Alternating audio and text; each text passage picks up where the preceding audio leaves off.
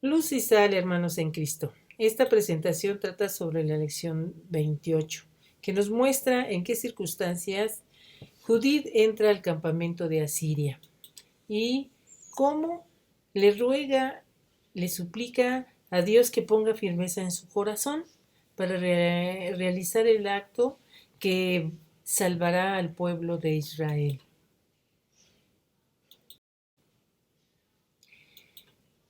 Holofernes, que era el comandante en jefe del ejército del pueblo asirio, se enteró de que el pueblo de Israel tomaba precauciones para evitar que su ejército llegara a su pueblo, lo cual hizo que se molestara mucho, por lo que mandó llamar a los príncipes y jefes de las naciones de Moab y Amón, y les preguntó: ¿quién es ese pueblo que no ha querido recibirnos?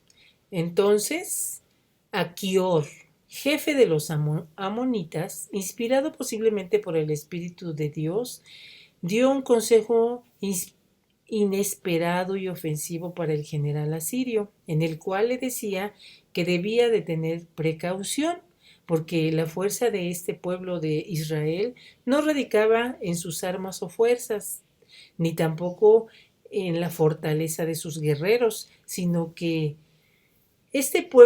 si este pueblo era inocente y se encontraba en gracia con su Dios que era poderoso y sumamente justo, nadie podía vencerlo. Pero si era culpable, fácilmente sería derrotado. El discurso de Achior es notable porque su mensaje central es el que relata la historia del pueblo de Israel, sus infidelidades, sus rebeldías, sus arrepentimientos y cómo Dios los salva y le entrega a los pueblos enemigos a sus pies si les son fiel a él. Achior era extranjero, sin embargo, reconocía la grandeza de Dios, del Dios de los israelitas. También sabemos eh, que que la ciudad de Amón era por tradición enemiga del pueblo de Israel. En cuanto a Kior terminó de hablar, Holofernes y todos los presentes se indignaron y deseaban quitarle la vida de Achior, diciéndose unos a otros: ¿quién es este que dice que al rey Nabucodonosor y su ejército pueden resistir los hijos de Israel, que son unos hombres sin armas, sin valor y sin pericia en el arte militar? No tememos a los hijos de Israel, no son gente que tenga fuerza ni vigor para un encuentro violento. Entonces, Holofernes, indignado, le gritó a Achior: ¿quién eres tú, Achior, que te permites profetizar que el pueblo de Israel es defendido por su Dios y los cubrirá con su escudo y no los podremos vencer? Para demostrarte que hay otro Dios para demostrarte que no hay otro Dios fuera de Nabucodonosor, acabaremos con todo el pueblo de Israel junto contigo, que desde ahora serás asociado al pueblo de Israel para que, igual que ellos, reciban la venganza de nuestro pueblo asirio, por lo que serás llevado a Betulia en manos de los judíos. Y lo ataron de manos y pies y lo llevaron al pueblo de Israel, que se encontraba en Betulia. Los judíos recibieron a Achior y lo llevaron en presencia de Osías, que era el príncipe con mayor autoridad y poder, también en presencia de Cabris y Carmi, que eran los ancianos del pueblo. Y los tres le preguntaron: ¿por qué los asirios lo entregaron a ellos atado de manos y pies? Entonces Achior les dijo todo lo sucedido con Holofernes y sus amenazas, tanto para los judíos como para él mismo. Al escuchar el relato de Achior, El pueblo de Israel se postró sobre su rostro para adorar a Yahvé y con gemidos y llantos elevaron sus plegarias. Todo el día oraron y ayunaron y el ánimo volvió a sus almas y consolaron a Achior diciéndole: Tú que has pregonado el poder de nuestro Dios, del Dios de nuestros padres, ese mismo Dios te dará como recompensa que veas las ruinas de ellos.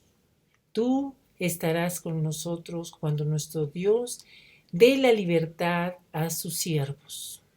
Y Osías le hospedó en su casa y le ofreció un gran banquete junto con los ancianos.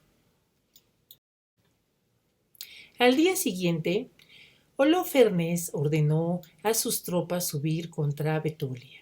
Era una enorme tropa que se incrementaba conforme avanzaba porque alistaban a los mejores hombres de los pueblos conquistados. Hacía un total de 1,700 soldados, los cuales acamparon en el valle cercano a Betulia. Holofernes les cortó el agua, siguiendo el consejo de los amonitas y los moabitas y los edomitas, reduciendo la ciudad al hambre y a la sed.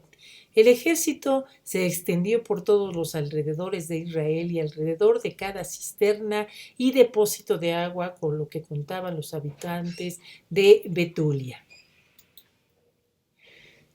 Israel, al observar tan inmensa multitud de soldados enemigos, se postraron en tierra, echaron ceniza sobre sus cabezas y rogaron todos al Dios de Israel para que mostrara misericordia con ellos. Luego, cada uno tomó sus armas y se colocaron en el lugar que se les había indicado.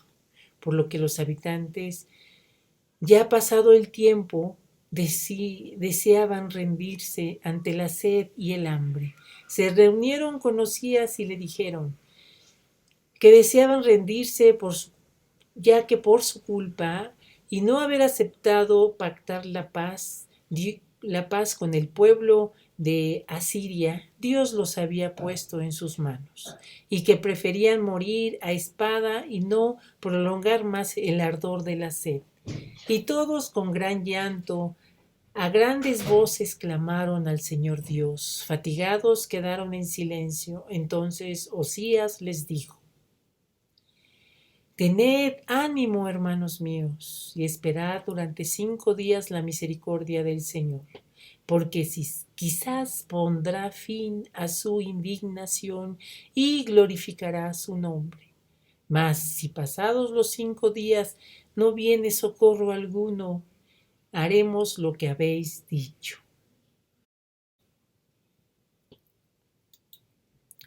Judith, viuda de Manasés, desde hace 3 años pertenecía a la tribu de Rubén. Vestida de viuda, ayunaba todos los días menos los sábados, ni los novenulios, y tampoco en las fiestas de la casa de Israel. Era una mujer hermosa, en extremo, que su esposo Manasés le había dejado muchas riquezas, vivía una vida recta y tenía un gran temor de Dios. Había escuchado las palabras llenas de amargura y de cómo Osías le había dado un plazo para la misericordia de Yahvé, por lo que Judith fue con los ancianos Cabri y Carmi y les dijo que lo que provocaran era la cólera de Yahvé, fijando un plazo a su misericordia según su deseo. Dios no se somete a las amenazas. Pidámosles mejor que nos socorra mientras esperamos confiadamente que nos salve. Esperemos humildemente su consolación. Recuerden que nuestros padres también fueron tentados para ver su fidelidad. No nos ceguemos y ni tampoco caigamos en la impaciencia. Osías le dijo a Judith que tenía razón. Por lo tanto, le pidió que ella orara por todo el pueblo de Israel, pero que lo que había jurado él ante su pueblo no lo podía deshacer. Entonces Judith le dijo que realizaría una acción la cual no la podía contar aún, pero que iría a orar en su casa para suplicar a Dios que la ayudara. Al terminar de orar, Judith cambió su vestido de viuda por uno hermoso. Se perfumó, se arregló su cabello, se adornó con collares, con brazaletes, anillos, aretes y varias joyas. Realzó su belleza para salvar su patria. Además de contar con la ayuda de Dios, que añadió una belleza tal que ni el jefe del ejército asirio Holofernes podría resistir. Llevó consigo a su sierva, la cual llevaba manjares. Al salir por la puerta de la entrada de la ciudad, se encontró con Osías, Cambri y Carmi, que quedaron asombrados de su belleza, y le dijeron que el Dios de nuestros padres te haga alcanzar favor y dé cumplimiento a tus designios para gloria de los hijos de Israel. Y todos dijeron, así sea, así sea.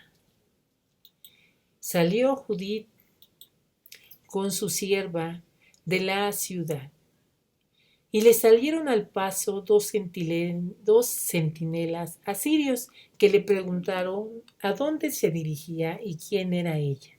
Ella contestó que era una hebrea que quería salvarse y que les diría por dónde podrían entrar al pueblo de Israel sin perder ni una sola vida asiria. Le creyeron y, asombrados por su gran belleza, la llevaron con su jefe del ejército asirio, con el jefe Holofernes. Bueno, la historia continúa en la lección 29. Espero les haya agradado esta presentación. Les envío un gran saludo.